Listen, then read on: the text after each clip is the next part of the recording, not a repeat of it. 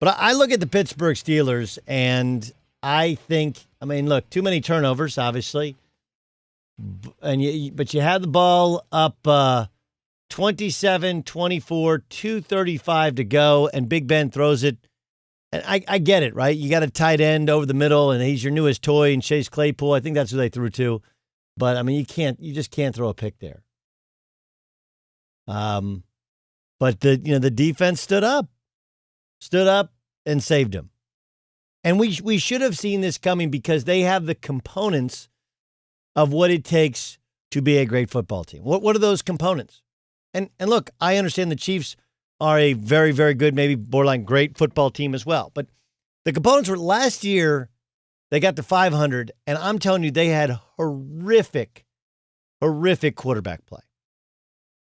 Horrific. They had some dude named Duck Hodges as their quarterback.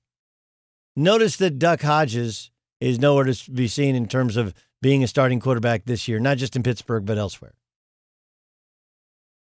So I think part of it is last year, their ability to get to 8-8. And you can sit here and go like, well, the Bengals were in that division. Okay. The Browns were actually decent in terms of talent. They were dysfunctional and a mess. And the Browns, by the way, beat them once last year.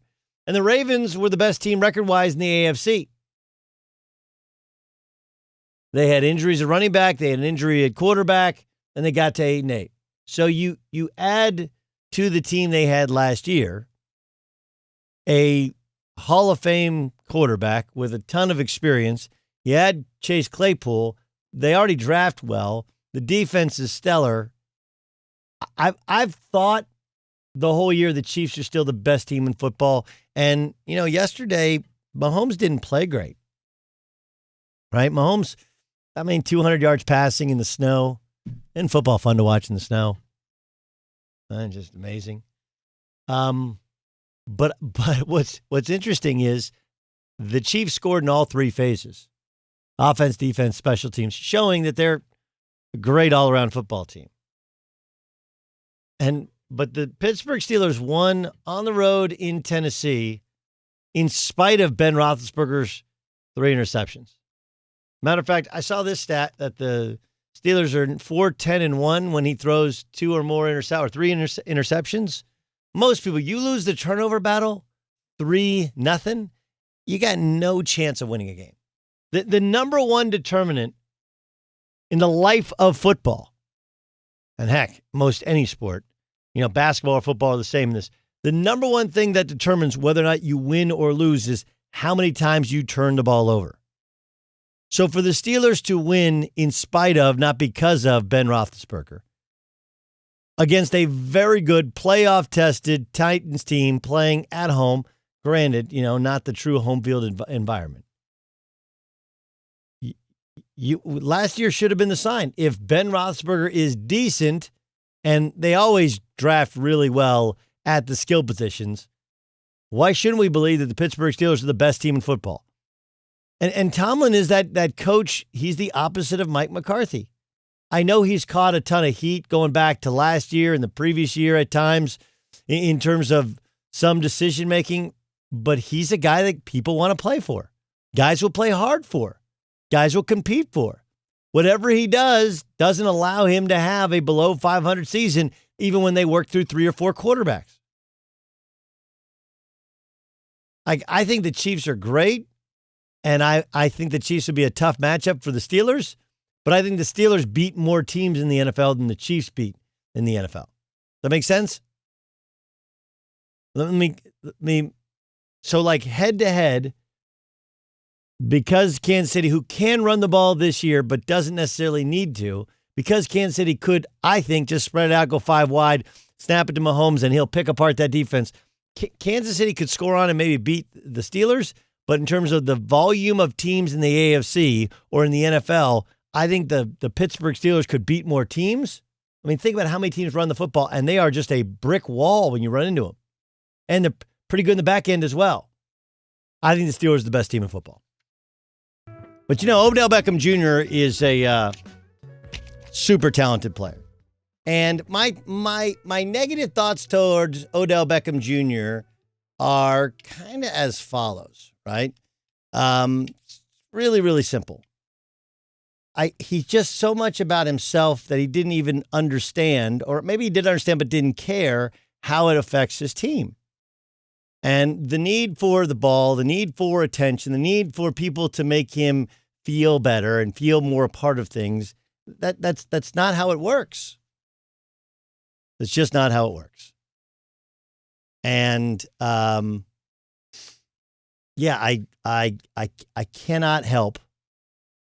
I cannot help but truly believe that the Browns are better off without Odell Beckham Jr. Now, you don't want, and so what will happen is we're going to put this out over Instagram, and we put this out in the podcast, and we'll blast it out, and this is the statement. The Browns are better off with Odell Beckham Jr. injured. Now, here's the second part of the statement, which is important. I don't want Odell Beckham Jr. to get hurt. I think he's a star talent. Not sure how many of you are aware, my dog's name is Odell Beckham Jr.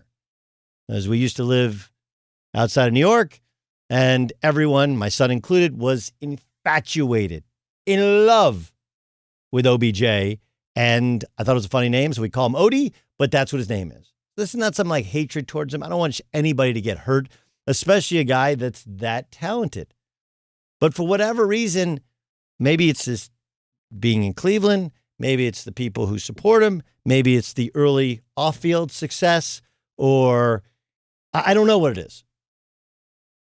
But what I can tell you is, I can tell you this, and this is really, really important.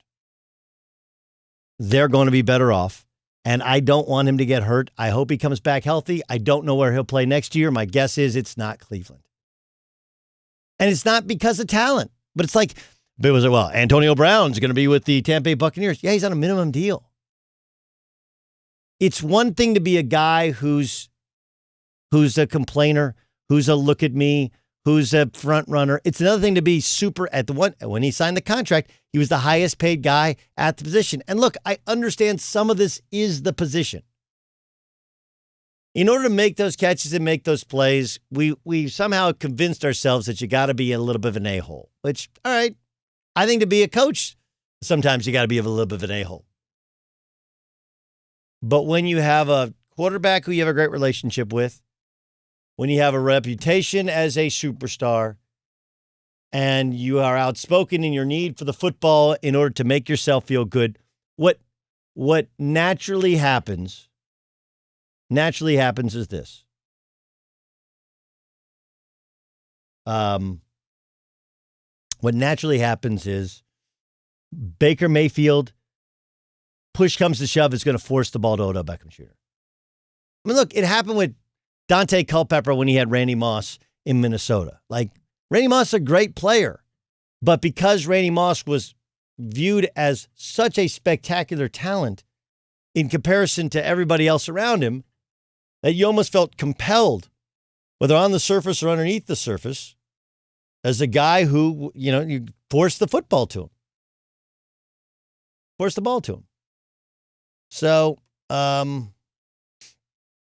don't know. I look at it and I think they're going to be a more balanced football team that may lack a little bit of the superstar talent, the breakaway speed, the remarkable catch radius, all those great things that he brings to the table. And I don't wish that he has injury. I hope he returns as good or better than ever. But it was toxic with Baker Mayfield. It was toxic with the Browns. He didn't want to be in Cleveland. He didn't like the offense. He didn't like his role. And he had a little bit too much influence on Baker staring him down.